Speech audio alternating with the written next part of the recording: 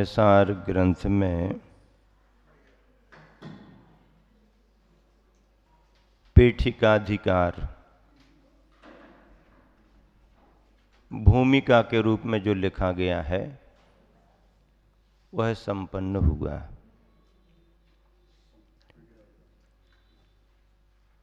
आचार्य प्रवर जयसेन स्वामी ने भूमिका लिखने की व्यवस्था को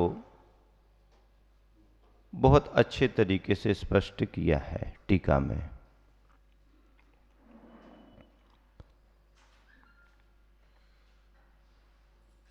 नौ अधिकारों के द्वारा आचार्य प्रवर कुंद स्वामी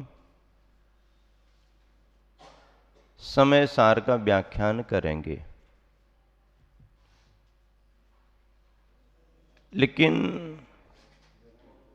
अभिप्राय को यदि देखें तो 14 गाथाओं में ही समय सार संक्षेप में जो बतलाना था वो कहा गया।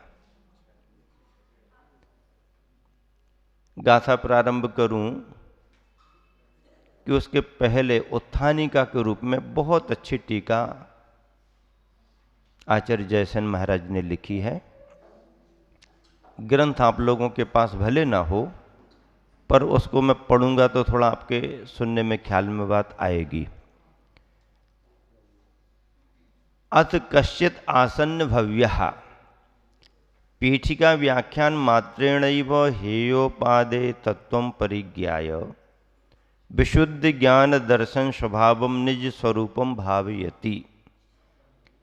कोई आसन्न भव्य जीव इस पीठिका मात्र व्याख्यान से हे उपादेय तत्व को जानकर विशुद्ध ज्ञान दर्शन स्वभाव वाले अपने स्वरूप को प्राप्त हो जाता है। 14 गाथाओं में ही वह अपने स्वरूप को प्राप्त हो जाता है, कोई भव्य आसन्न भव्य। किंतु विस्तर रुचि पुनः नवविधिकारे ही समय सारम ज्ञात्वा पश्चात भावनाम करोति। और कोई कोई विस्तार रुचि वाले जो शिष्य हैं वो 9 अधिकारों से प्रस्तुत किए जाने वाले समय सार को जानकर फिर आत्मभावना करते हैं। अपनी उपादान की क्षमता के अनुसार कोई कोई संक्षेप में समझने वाले तो 14 गाथाओं में ही स्वरूप को प्राप्त हो जाते, और कोई देर से समझने वाले, विस्तार रुचि से समझने वाले फिर वो 9 अधिकारों को पूरा पढ़ेंगे, फिर उसके बाद में स्वरूप को प्राप्त होते हैं। हालांकि उपयोग लगे तो क्या 14 गाथा और क्या 9 अधिकार, किसी एक गाथा में भी, गाथा के एक पद में भी उपयोग लग सकता है, पर उपयोग सबका जल्दी लगता नहीं है। मूलाचार में हम लोगों के लिए भी कहा गया, एक प्रश्न उठाया गया कि आवश्यक यदि निर्धारित किए जाने थे तो 6 क्यों किए? किसी एक आवश्यक को बना देते, उसी को दिन भर करते रहते। तो कहा गया किसी एक आवश्यक को यदि निश्चित करते तो उसी को करने में उसका उपयोग नहीं लगता। मन की स्थिति, विचारों की स्थिति यह है कि वो परिवर्तन मांगता है, परिवर्तन चाहता है। तो उपयोग में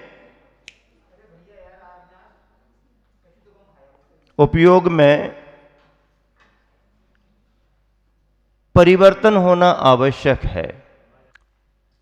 मुनि जन भी षड आवश्यकों को करते हैं, गृहस्थ श्रावक भी षड आवश्यकों को करते हैं। अवश्य करने योग्य कार्यों का नाम आवश्यक रखा गया है, जिनको अवश्य ही करना चाहिए, अपनी भूमिका के अनुसार उन्हें आवश्यक कहा है। उपयोग लगे तो एक गाथा के एक चरण में भी लग सकता है, और लग जाए तो फिर आगे नहीं बढ़ना। नमोकार मंत्र के 5 पदों को पढ़ो, बहुत अच्छी बात है। पूरा नमोकार करो, अच्छी बात है। 9 बार पढ़ लो, 27 बार, 108 बार माला का नियम है, पूरा कर लो। लेकिन जब नियम लेकर के नहीं बैठे हो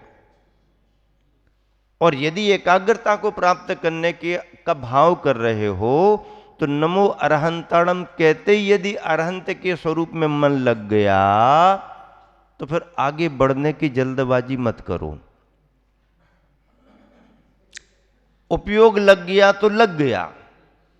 नमो अरहंताणम कहते कहते आपको यदि अपने मूल नायक भगवान की छवि ख्याल में आ गई, तो जब तक वो छवि तुम्हारे से निकल के ना जाए तब तक उसी को चिंतन में लाते रहो।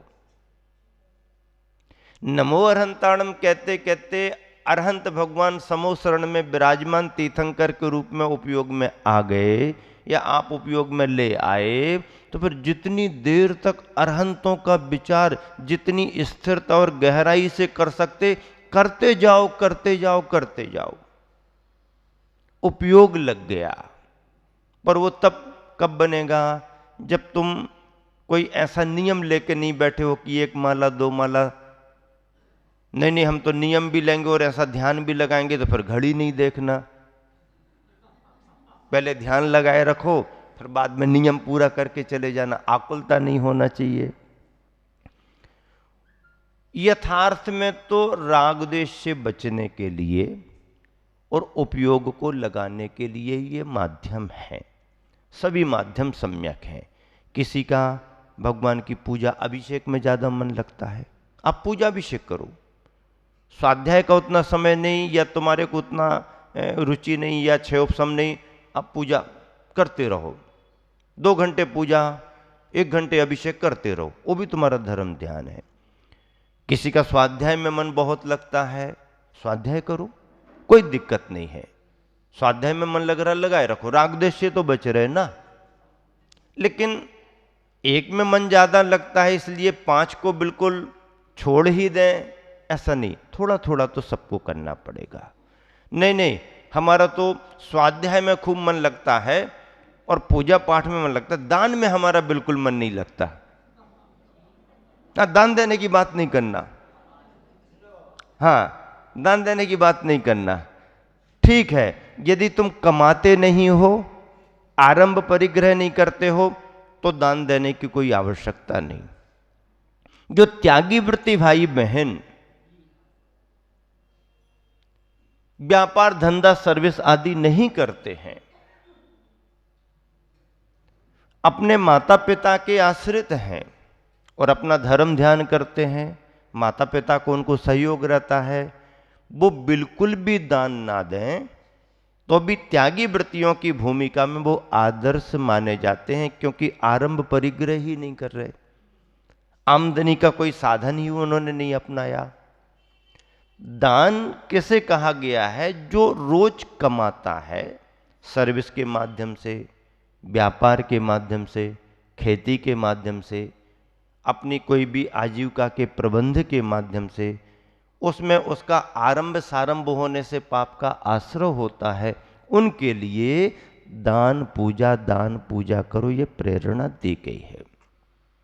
फिर भी यदि कोई अपनी दिनचर्या भी करता है देवशास्त्र गुरु को लेकर के, तो उसका किसी ना किसी रूप में दान तो कुछ ना कुछ पूजा पाठ भक्ति में हो ही जाता है, वह भी दान माना जाता है, वह भी त्याग माना जाता है। जो कमाते हैं उन्हें दान और त्याग की प्रेरणा विशेष दी जाती है, ताकि बैलेंस बराबर रहे। आने का दरवाजा तो बराबर खुला है और निकालने का रास्ता आपने नहीं खोला, तो परिणाम क्या निकलेगा? बांध कितने समय तक पानी को झेल करके रखेगा? यह है। तो किसी में भी जिसमें उपयोग लगे, किसी का माला फेरने में 1-1 करोड़ मंत्र के जाप का नियम ले लेते हैं कुछ लोग, उनका उपयोग उसमें लगता है। कुछ लेखन में नमोकार का लेखन करते हैं, उसमें उपयोग लगता है। देव पूजा, गुरुपास्ति, स्वाध्याय, संयमः, संयम धारण करना, तपः, दानम चेति ग्रस्थानाम षटकर्माणि, षटकर्माणि दिने दिने कहा ना, हफ्ते हफ्ते, महीने महीने, बरसे बरसे, दिवाली दिवाली नहीं, दिने दिने प्रतिदिन करो। जितना समय, जितनी सुविधा, जितनी अनुकूलता, करो, लेकिन करो, अवश्य करो।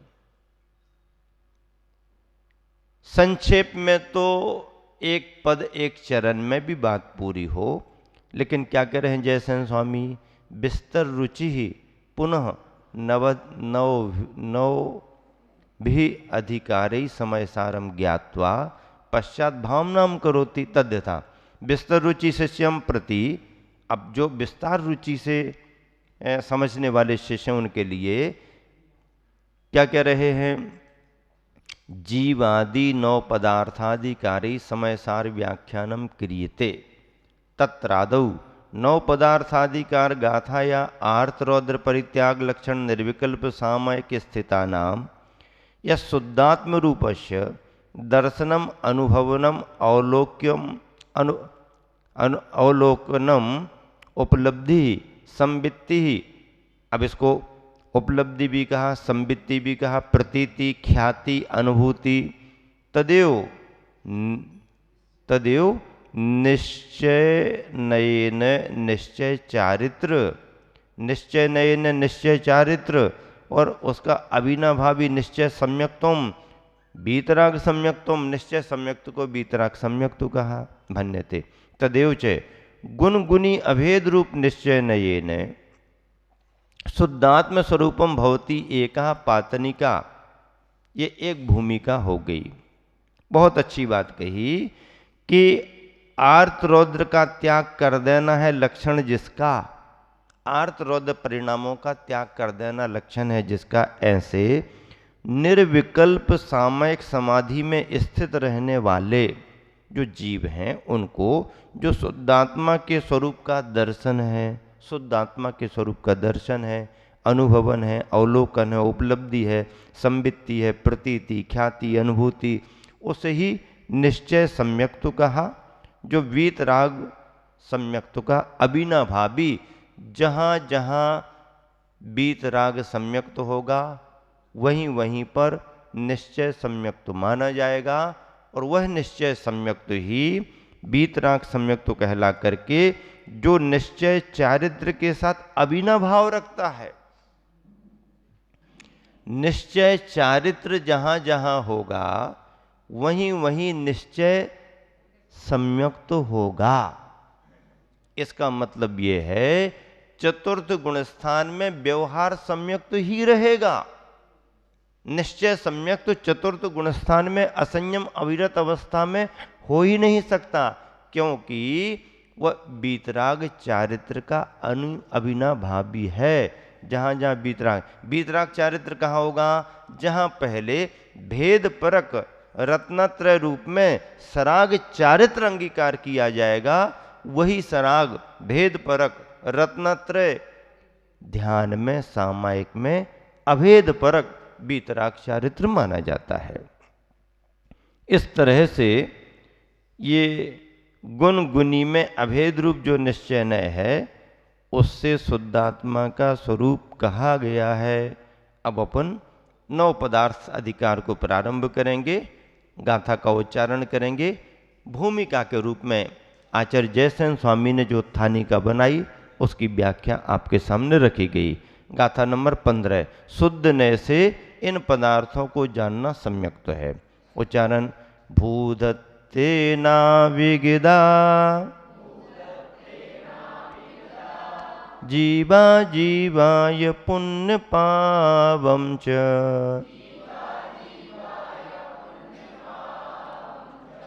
आसौ संबर निज्जर बंधो मोक्षो य सम्मतम् बुधत्ते नाविगिदा जीवा जीवाय पुण्य पावम च आसो संबर निजर बंधो मोको यसम्मतम भूदत्थे न विगदा। भूतार्थ से अभिगत, अभिगत यानी जाने हुए, भूतार्थ से यानी शुद्ध निश्चय नय से जाने हुए। भूतार्थ से मतलब उनके यथार्थ स्वरूप से जाने हुए। यथार्थ रूप से जाने हुए का मतलब उनकी अवस्थाओं पर विचार न करते हुए उसके यथार्थ स्वरूप को जानते हुए। स्वर्ण से गणेश जी भी बने हैं, स्वर्ण से चूहा भी बना है। चूहे और गणेश की दृष्टि नहीं रखना, केवल स्वर्ण की दृष्टि रखना। ये उस वस्तु का सच्चा स्वरूप समझना। पर्यायगत अवस्थाओं को ध्यान में न रखते हुए अंदर के अपने शुद्ध द्रव्य का, हम पहले किस पर्याय में क्या थे, अभी क्या हैं, आगे क्या होंगे। पहले बचपन में छोटे थे, फिर बड़े हो गए। पहले गरीबी में थे, अब अमीरी में आ गए। पहले कलर थोड़ा सा खुला खिला था, अब थोड़ा सा सांवला सांवला हो गया। पहले थोड़े से अच्छे थे, अब दुबले पतले हो गए। इन सब बातों को ध्यान में ना रख करके, ये सब जीव की विभाव अवस्थाएं हैं। स्वभाव से जीव तो इन सब से परे है। ये अवस्थाएं जीव का स्थायी स्वभाव नहीं है। आए हैं चले जाएंगे।